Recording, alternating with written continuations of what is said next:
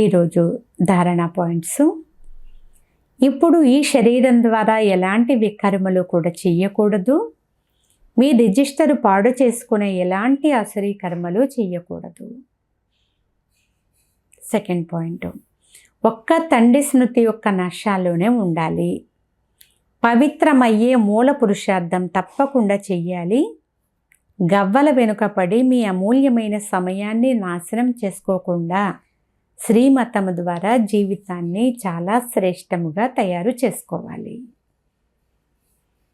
ఈరోజు వరదానము, స్వయాన్ని విశ్వసేవ కొరకు అర్పణ చేసి మాయను దాసీగా చేసుకునే సహజ సంపన్న భవ.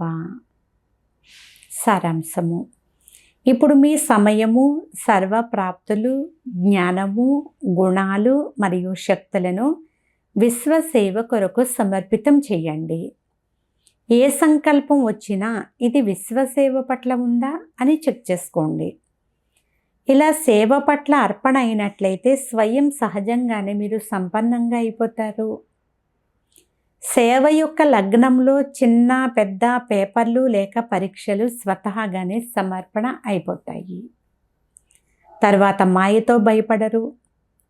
సదా విజయులుగా అయ్యే సంతోషంలో నాట్యం చేస్తూ ఉంటారు. మాయను మీ దాసీగా అనుభవం చేస్తారు.